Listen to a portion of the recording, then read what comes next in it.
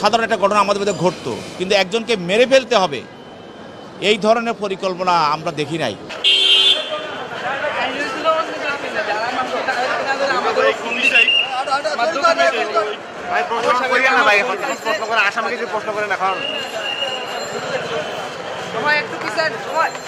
আপনারা সবাই দেখেছেন যে জাতীয় টেলিভিশন এবং আমাদের সোশ্যাল মিডিয়া এবং প্রিন্ট মিডিয়া তো আপনারা দেখেছেন যে গতকাল প্রাইম বিশ্ববিদ্যালয়ে দ্বিতীয় বর্ষের একটা ছাত্র জাহিদুল ইসলাম পারভেজ, সে পিতামাতার একমাত্র সন্তান, তাকে তার বুকে হৃদপিণ্ডের মধ্যে ছুরি মেরে তাকে হত্যা করা হয় এবং এই বিষয়ে একটি হত্যা মামলা হয় বনানী থানায়। এই মামলায় তদন্তকারী কর্মকর্তা 3 জনকে গ্রেপ্তার করেন।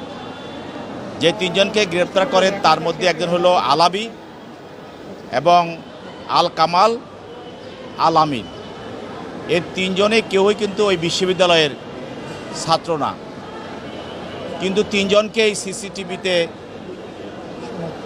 এবং বিভিন্ন তদন্তকারী কর্মকর্তা বিভিন্ন ডিভাইস এবং কনভারসেশনে তাদেরকে পাওয়া যায়।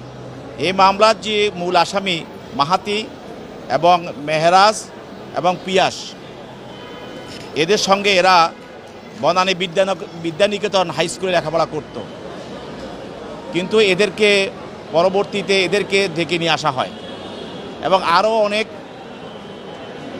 অনেককে এভাবে ডেকে নিয়ে আসা হয়।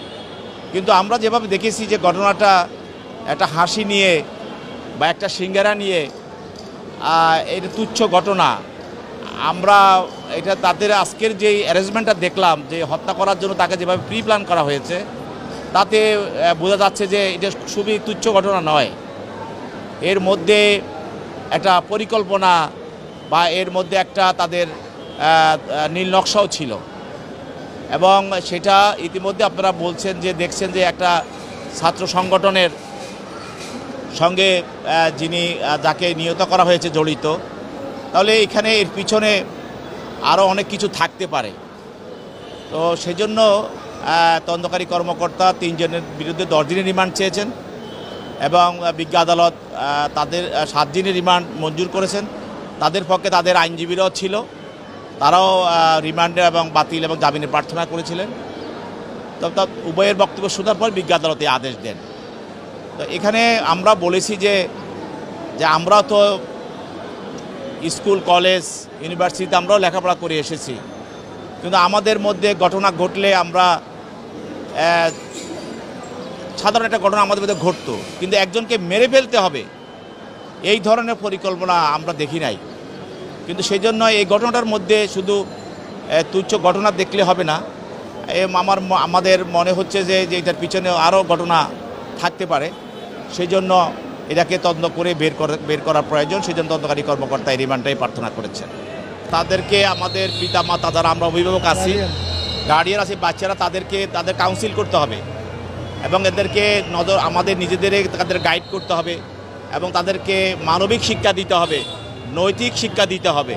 শুধু ওই যে প্রাতিষ্ঠানিক শিক্ষা দিলে হবে না, সবাইকে নৈতিক শিক্ষা দিতে হবে, তারপরে মানবিক শিক্ষা দিতে হবে এবং বিশেষ করে বাচ্চাদেরকে খেয়াল রাখতে হবে যে বাচ্চারা কোথায় যাচ্ছে, কি করছে, এগুলি তাদেরকে প্রতি খেয়াল রাখতে হবে। এবং ঘরেও দেখা যাচ্ছে আমাদের বাচ্চারা সারাদিন মোবাইল নিয়ে বসে থাকে, তারপরে মোবাইলে অনেক তারা কি করছে, এগুলি আমাদের সচেতন পিতামাতাদের অবশ্যই সমাজের যারা আমরা আছি আমাদেরকে খেয়াল রাখতে হবে।